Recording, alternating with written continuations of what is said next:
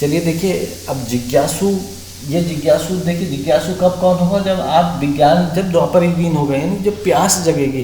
प्यास कब जगेगी, जब असंतुष्ट होंगे आप किसी चीज़ से, अधर्म से असंतुष्ट होंगे, यानी आपका, जब आपका विज्ञान जो है, आपका अविज्ञान जो आपको संतुष्ट नहीं कर पा रहा होगा, तभी तो प्यास जगेगी। ठीक है ना।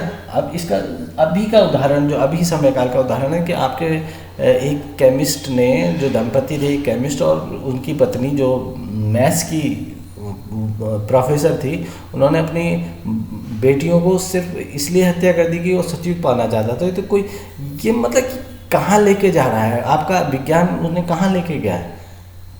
तो ये सबसे बड़ा दुर्भाग्य है। दुर्भाग्य ये है कि आपको नेगेटिव एनर्जी आपके विज्ञान को खींच रही है, आपके अविज्ञान को खींच रही है। देखिए, आपके अंदर विज्ञान तो है, इसमें तो दो राय है नहीं, यानी जागृत करने की जानकारी आपके ऑलरेडी है आपके शरीर में। और कुछ भी चीज़ अगर एनर्जी आपके अंदर जा रही है, तो आप किसी न किसी उसको, जैसे ही वो जेनेटिक मटेरियल की इन्फॉर्मेशन आपसे खींचने लग गई, तो समझ लीजिए कोई ना कोई चीज़ जागृत हो रही है। तो यही है मुख्य। देखिए, वैज्ञानिक, अगर वैज्ञानिक इस अवस्था में आ गया है कि इतना तो वो जानने लगा है, देखिए नहीं देख रहा है तो ये उसकी मूर्खता है। अगर वो अभी भी सोच रहा है कि नहीं जी, मैं अहंकार उसको ईश्वर नहीं देखने जा रहा है, तो समझ लीजिए आप अपना कुनबा लेके ख़त्म होने वाले हो। यानी डार्विन्स का यहाँ बिल्कुल सही है कि अगर आप सर्वाइवल फॉर द फिटेस्ट, अगर आप फिटेस्ट नहीं रह पाओगे तो आप ख़त्म होने वाले हो। ठीक है ना। तो ये है कारण। आप समझिए कि आप विज्ञान की ओर मुड़ना ही आपके वो है। और इन दोनों, देखिए, विज्ञान कहाँ से ज्ञान लेगा, ज्ञानी से लेगा। और ज्ञान कैसे प्राप्त होता है, देखिए, अध्यात्म, जब आप ज्ञानी है जो दोनों गुणों का धारण करेगा, और जब दोनों गुणों के धारण करने से उसके शरीर में या उसकी वाणी में चेंज आएगा, कुछ वो सुनेगा, या उसकी आकाशवाणी से प्राप्त होकर भी तो त्रेता युगीन हो गया। ठीक है ना। इसकी भविष्यवाणी है, इसके रंग में चेंज होगा, या वहाँ से कुछ इन्फॉर्मेशन कैच करेगा। देखिए, ये होने वाला है, ये विज्ञान। ये साधारण, अगर हम इस ओर मुड़ने लगेंगे, जब हम अपनी दिव्य दृष्टि अपने अंदर ओर झांकने लगेंगे, तो हमें बहुत सारा ज्ञान प्राप्त होता है। ये बिल्कुल सार्थक है, ये पहले था और आज भी इसका विज्ञान है। तो ये दोनों जब जिज्ञासु हो जाएंगे, और हम अपने अपने, जब अपने ऊर्जा शास्त्र का क्रिएशन हो जाएगा, तो एक हिमालय की ओर जाएंगे, और जो विज्ञानी हैं वो साउथ की ओर जाएंगे। वो धीरे धीरे धीरे, तो ये सारा ऊर्जा होगा, जो भारत हो जाएगा वो ऊर्जा क्षेत्र हो जाएगा। ठीक है ना। और जब इसका विज्ञान आगे बढ़ता रहेगा, तो पूरी की पूरी पृथ्वी सुरक्षित हो जाएगी। यही एक, मुझे यही लग रहा है, एक यही रास्ता बचा हुआ, और कोई रास्ता आपके सामने है नहीं। ठीक है ना। यानी कहीं आप ये मत सोचिए कि आपके परमाणु, तो आप एक मेटियोर को नहीं मार सकते, एक एस्ट्रॉयड नहीं मार सकते आप अपने परमाणु बम से। तो इतना बड़ा जो 72% जो नेगेटिव एनर्जी है, जब वो तो 72% नेगेटिव एंटी एनर्जीज को ग्रास्प करते हुए आपकी ओर आ रहे हैं, और आप अपने ऊर्जा को तो जान ही नहीं रहे। तो जानने के लिए आप यहाँ से बाहर से दूरबीन लगा के देख रहे हो कि भाई ऊर्जा है, ऊर्जा है। देखिए, इससे काम नहीं चलने वाला, आपको अंतर अध्यात्म की ओर आना पड़ेगा, इसके सिवाय कोई रास्ता नहीं। और ये जो पर्यवेक्षक है, देखिए, विज्ञानी, जब मैं बचपन में था तो मुझे जो ये विज्ञानी है, मुझे ना पहले से ज्ञान बड़ा आकर्षित करता था। जब मैं बहुत छोटा था मेरे ख्याल से, तो तब से मुझे रसिया से, यानी जो गणराज्य रसिया था, वो बहुत आकर्षित, तब से मुझे उसका वो आकर्षित करता था वो देश। अब इसका ये तो विज्ञान, या तो मैं वहीं में कहीं रहता रहा हूँगा, या ऐसा कुछ हुआ होगा। लेकिन हाँ, गणराज्य है, वहाँ का जो मिखाइल गोर्बाचोव जब ये टूटा था, तब मैं 80s की बात है, 90s की, इसी के बीच की, 84 85, हाँ 80s में ही ये सारी घटना हुई होगी, 80 90s के बीच में। तो जब वो उस समाचार से मेरा मन भी रोया था, यानी मेरे अंदर भी आंसू क्रिएट हुए, यानी जलधारा क्रिएट हुई थी। जबकि मैं तब तो अहंकारी था, अध्यात्म जानता नहीं था। ठीक है ना। तो ये मुझे जाने क्यों आकर्षित करता। आज भी अगर मैं, जो यहाँ का राष्ट्रपति है व्लादिमीर पुतिन, उसकी आंखों में मुझे अजीब सी प्यास नज़र आती है। मुझे लगता है कि हाँ, ये भी असंतुष्ट सा है। ठीक है ना।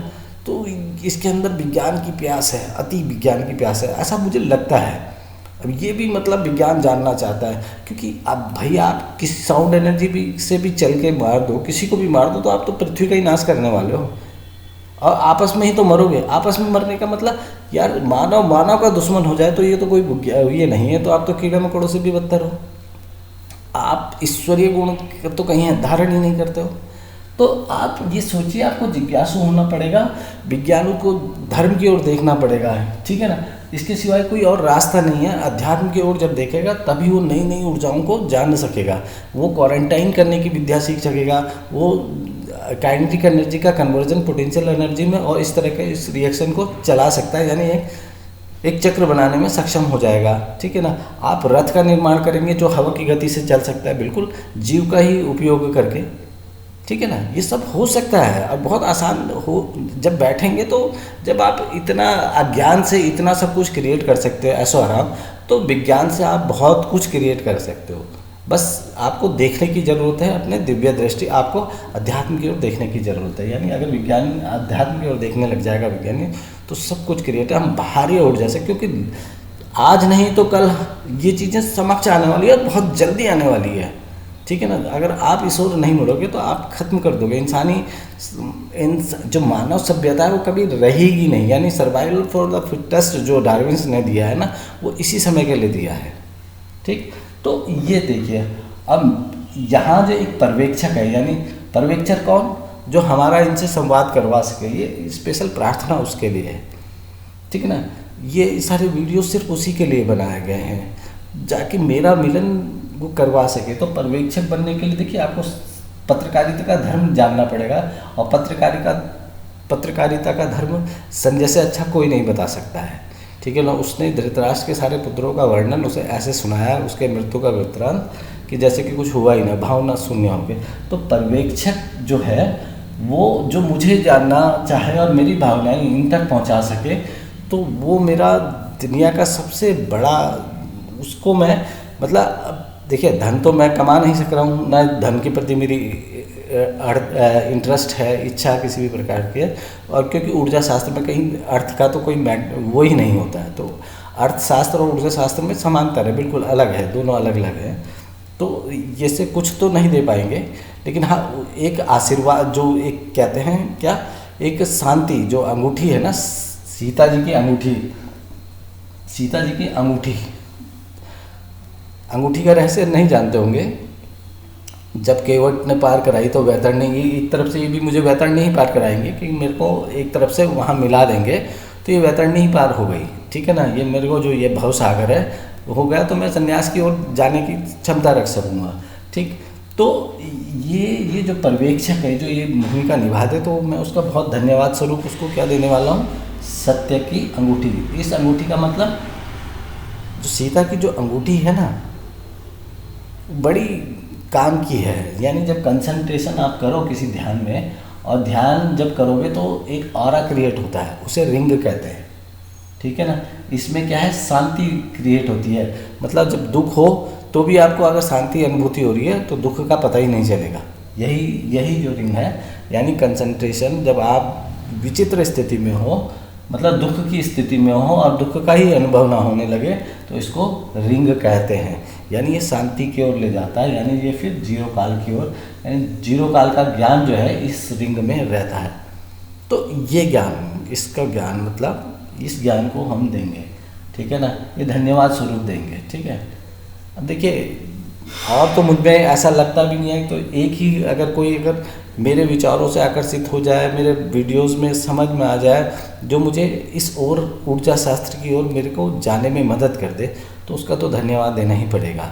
और वो ऐसा नहीं है कि मुझ में कोई आकर्षण है, कुछ चमत्कार में करने वाला, मतलब ऐसा तो अभी कुछ ज्ञान है नहीं। जब हाँ हिमालय की ओर जब मैं जाने लगूँ तो शायद थोड़ा बहुत ज्ञान आ भी जाए। अभी तो मैं सिर्फ साक्ष्य भाव करके अपने कर्मों का इतिश्री करने वाला हूँ। यानी जो कार्य है, कर्म और कार्य में डिफरेंस होता है। कर्म अंदर होते हैं और कार्य बाहर होते हैं।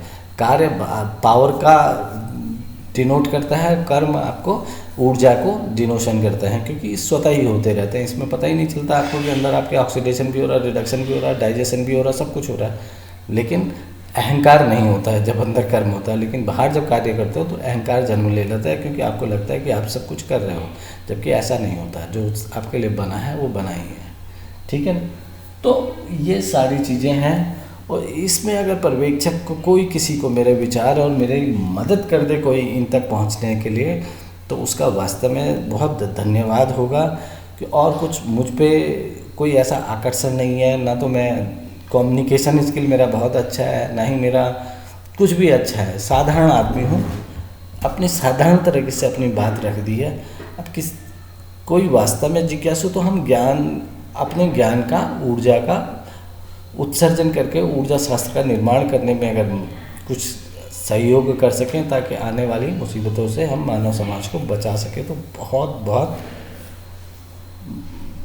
बहुत बढ़िया रहेगा। क्योंकि मानव समाज की स्थिति, मानव की ओर अगर वो बढ़ेगा नहीं, तब तक वो इन ऊर्जाओं से लड़ने में सक्षम नहीं, क्योंकि भारी ऊर्जा बहुत पावरफुल होने वाली है। तो अब देखिए, आज के बाद अब वीडियो बनाने की भी ज़रूरत नहीं रहेगी शायद। अपना आप मुझे ढूंढते हुए आ गए तो समझ लीजिए कुछ हो जाएगा, कुछ स्टार्ट हो जाएगी। यानी जो मैं कह रहा हूँ ना, ये जो लाइन है हम शुरू कर देंगे। यानी अगर ये झंडा किसी को जागृत करने में सक्षम हो जाता है, यानी ये देखिए ये तो जागरण ही तो कर रहा है, आपको जागृत कर रहा है। अगर कोई झंडा लेके आ गया तो समझ लीजिए हाँ, मेरी जो वो है ना, जगाने की जो वो है, वो नहीं कहते मुर्गे की बाँख है, मेरी बाँख किसी ने सुन ली है, किसी ने मेरी आवाज़ को सुन लिया, इसका मतलब। ठीक है ना। तो बस यही मेरी प्रार्थना है, इसे प्रार्थना ही समझिएगा, जो पर्यवेक्षक के कान तक पहुंच जाए।